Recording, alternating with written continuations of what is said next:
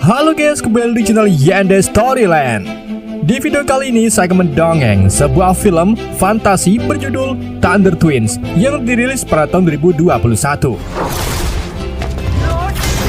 Film ini menceritakan tentang sekelompok ras yang lahir dengan sayap menjelajahi dunia, dan ketika menghadapi masa krisis, mereka dapat menggunakan sayap angin dan petir untuk membuka barisan dewa. Bagaimana kisah selanjutnya? Yuk mari kita simak alur ceritanya. Gak bisa bahasa Inggris.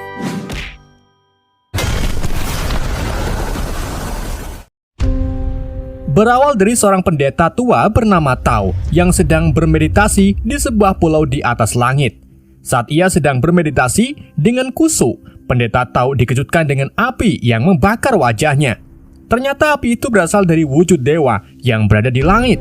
Lalu api-api tersebut pun jatuh seperti meteor dan menyerang seorang pria bernama Xin Jiang yang tak lain lagi adalah kaisar dinasti Zhao. Kemunculan wujud dewa tersebut juga disaksikan oleh lelaki tua berjanggut putih yang berdiri di menara bintang. Pria itu adalah penasihat Wen, pemimpin dinasti San. Tao, Xin Jiang, dan penasihat Wen mengetahui kalau wujud dewa di langit itu merupakan tanda penjelmaan Jenderal Xing yang akan lahir di bumi, sekaligus tanda akan adanya pergantian dinasti yang berkuasa. Di mana pada saat itu, dinasti San yang dipimpin oleh penasihat Wen sedang berkuasa dan kebetulan berada di ambang kehancuran. Sedangkan dinasti Zhao yang dipimpin oleh Xin Jiang semakin berkembang. Selain itu, Jenderal Xing pasti akan memilih reinkarnasinya di klan burung. Karena klan burung mempunyai kekuatan yang dibutuhkan untuk membuka wujud dewa, yaitu sayap angin dan petir. Atas dasar itu, penasihat Wen yang merupakan pemimpin dinasti yang berkuasa segera memerintahkan pasukannya untuk menyerang pemukiman klan burung dan membunuh seluruh penduduknya. Supaya nanti dinasti San yang dipimpinnya akan terus berkembang di negara Tiongkok.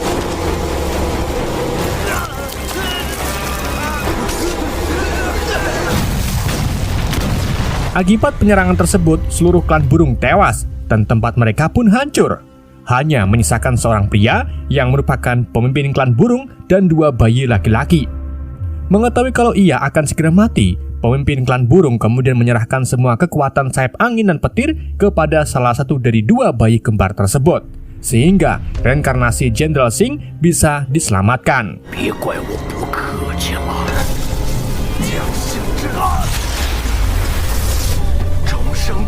Penasihat Wen segera membunuh pemimpin klan burung, dan ia juga berniat untuk membunuh bayi kembar tersebut.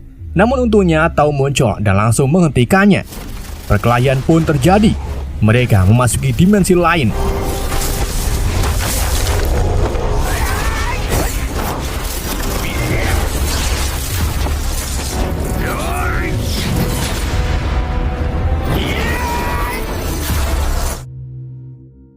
Ketika Wen sudah dikalahkan dan terluka parah akibat pertarungan tersebut, ia melarikan diri bersama pengawalnya. Pada saat yang bersamaan, Xin Jiang tiba di pemukiman klan burung dan disusul oleh juga Tao. Akhirnya Tao mengizinkan Xin Jiang untuk mengasuh kedua bayi kembar tersebut. Karena suatu saat, salah satu dari kedua bayi itu akan menjadi inkarnasi Jenderal Xing. Xin Jiang kemudian menamai kedua bayi tersebut dengan nama Xin Huan dan Li Zhenzi.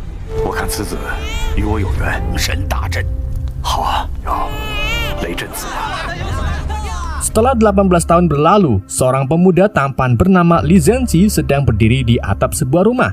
Aslinya yang memakai sayap palsu menjadi bahan lelucon teman-temannya.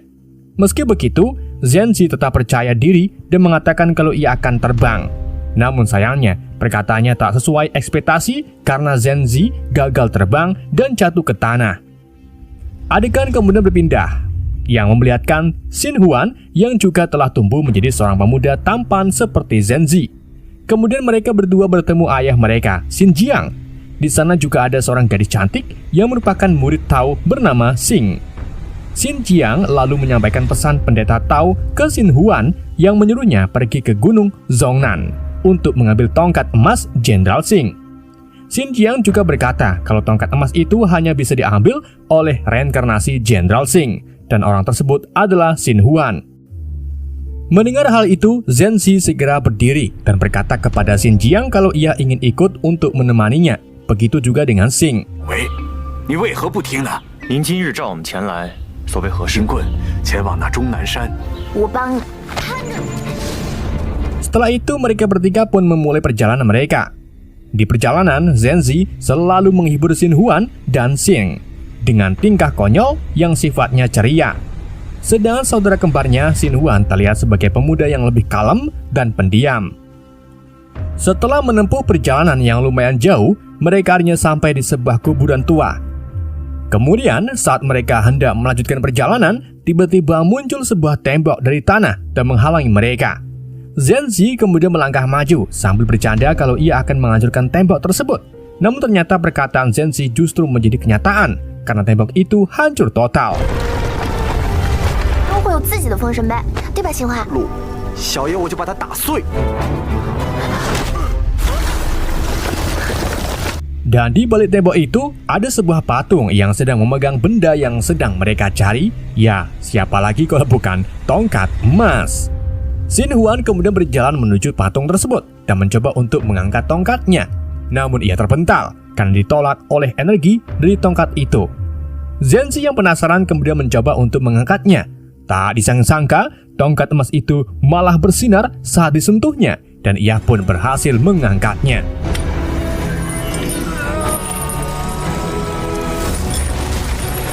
Zenzi kemudian membanting tongkat emas itu ke tanah dan membuat cahaya tongkat emas itu memancar ke langit. Pada saat yang bersamaan, penasihat Wen yang sedang bermeditasi merasakan energinya. Ia mengetahui kalau jenderal reinkarnasi Xing telah mengambil tongkat emas, yang berarti wujud dewa akan segera terjadi. Di tempat lain, Tao dan Xing Jian tampak cemas saat menunggu kembalinya Xin Huan dan yang lainnya. Tak lama kemudian, mereka terkejut saat melihat Zenzi yang membawa tongkat emas tersebut. Karena seharusnya Xin Huan-lah yang membawanya tongkat itu. 都给我闭嘴！ 将黄金棍取回。 Setelah tersebut, Tao dan Xin Jiang membawa Xin Huang ke hutan yang gelap. Di tempat itu, pendeta Tao dan Xin Jiang mengatakan kalau mereka berdua telah salah memahami ketika pemimpin klan burung menyalurkan kekuatan sayap angin dan guntur kepada Xin Huan, yang ternyata itu hanya sekedar pengalihan, sehingga penjelmaan Jenderal Xing yang asli, yaitu Zenzi, tak dibunuh. Kemudian, pendeta Tao dan Xin Jiang pun menjelaskan tujuan mereka yang sebenarnya, yaitu untuk mengorbankan nyawa Xin Huan agar kekuatan sayap angin dan guntur bisa kembali ke reinkarnasi Jenderal Xing untuk membuka bentuk dewa. 会永远记得你的。 这有什么话要对新欢交代？ 也是为了保护真正的将星。 来逼我交出风雷双翅， 就是对你永生的歉意。 Setelah mengatakan hal itu, Xin Jiang menitikkan air mata karena sebenarnya ia tak tega untuk membunuh Xin Huan. Ia sudah menganggapnya sebagai anaknya sendiri. Pada saat yang bersamaan, penasihat Wen muncul di tempat itu.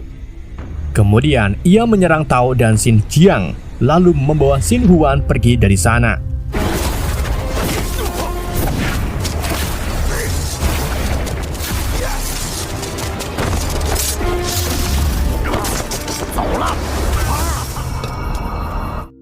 Ia kemudian membawa Xin Huan ke tempat kelahirannya, yaitu ke bekas pemukiman klan burung, yang sekarang hanya tersisa reruntuhan saja. Di sana, ia memasuki alam bawah sadar Xin Huan dan memberikan bayangan yang menghancurkan rumahnya dan klan burung adalah Xin Jiang, ayah angkatnya. Xin Huan tampak sangat terkejut saat mengetahui hal ini. Ditambah lagi Xin Jiang dan Tao bermaksud untuk mengorbankan nyawanya sehingga Xin Huan berhasil dihasut dan memutuskan untuk membalaskan dendam klannya pada Xin Jiang. Mendengar hal ini, penasihat Wen mengatakan kalau ia akan dengan senang hati membantunya untuk membangkitkan kekuatan sayap angin dan gunturnya. Di tempat lain, Zenzi memohon untuk menjadi murid pendeta Tao agar ia bisa bertarung dan menyelamatkan Xin Huan. 机关算尽，当天 结果族人弃我， 你想替代雷震子吗？ 活在众人的追捧之中。 Sementara itu di Menara Bintang, Xin Huan terlihat sedang duduk bersila di tempat yang disebut wujud dewa penghancur untuk melatih kekuatan sayap angin dan petirnya, dengan didampingi oleh penasihat Wen. Beberapa hari kemudian, Zenzi dan Xing dibawa terbang oleh Tao ke Pulau Langit untuk berlatih bersamanya. Saat berlatih, Zenzi mendapatkan kabar kalau ayahnya telah diculik oleh Xin Huan, jadi ia berniat kembali untuk menyelamatkan ayahnya, namun Tao langsung melarangnya. Tao mengatakan kalau hal itu sangat berisiko dan berbahaya, namun Zenzi tetap bersikeras untuk menyelamatkan ayahnya.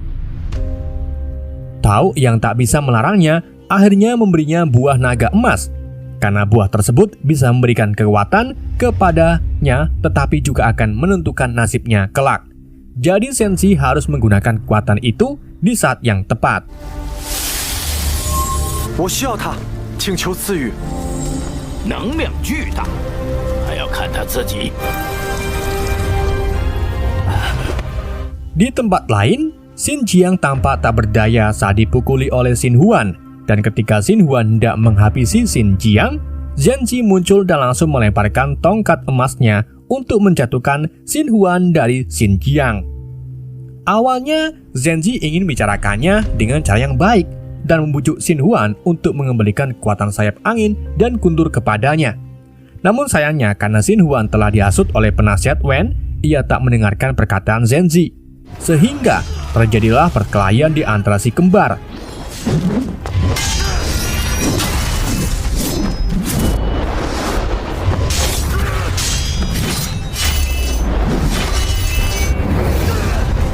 Tak lama kemudian, Xin Huan berhasil menikam Zenzi. Namun saat ia membunuhnya, Xin Huan merasa tak tega dan akhirnya memutuskan untuk pergi meninggalkan mereka. Sementara itu, di atap Menara Bintang, Xin Huan menemui penasihat Wen dan menceritakan kegagalannya untuk membunuh Zenzi. Hal itu jelas membuat penasihat Wen kecewa padanya. Jadi, penasihat Wen memerintahkannya untuk masuki wujud penghancur dewa agar mendapatkan kekuatan sayap angin dan guntur. Tak lama kemudian, Zenzi dan Xing berhasil menyelinap ke dalam Menara Bintang untuk membantu Xin Huan. Tetapi sayangnya mereka berdua terlambat karena Xin Huan sudah berubah menjadi iblis untuk selamanya. Akhirnya, Zenzi dan Xing terpaksa melawan Xin Huan.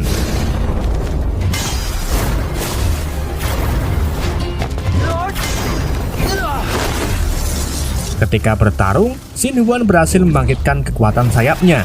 Zenzi dan Xing sudah tak berdaya melawan Xin Huan, dan ketika Xin Huan hendak menyerang Xin, Zenzi melindunginya, dan alhasil ia berhasil ditikam oleh Xin Huan.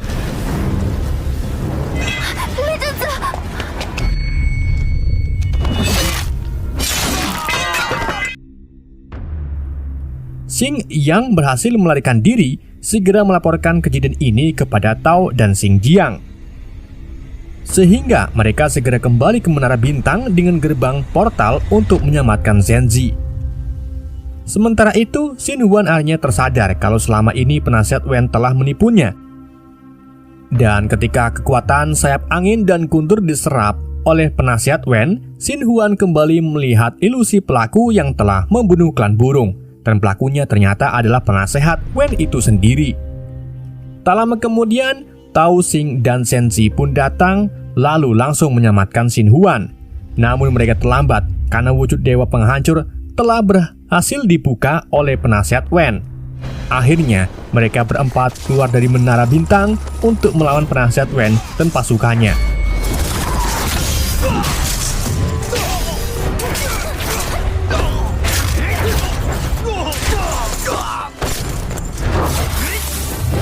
Di tengah pertarungan, Xin melihat Zenzi hendak ditusuk, maka ia segera berlari melindungi Zenzi dan mengorbankan dirinya.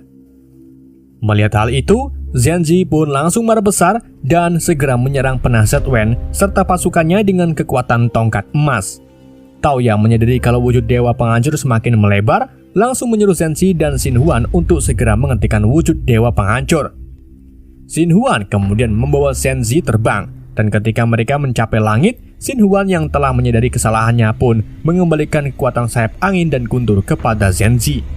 Kemudian, setelah itu, Xin Huan yang kehilangan kekuatannya terjatuh dan akhirnya meninggal terkena api wujud dewa penghancur. 背负着别人的命运活下去了，你也是最好的人选。你就乖乖听我的。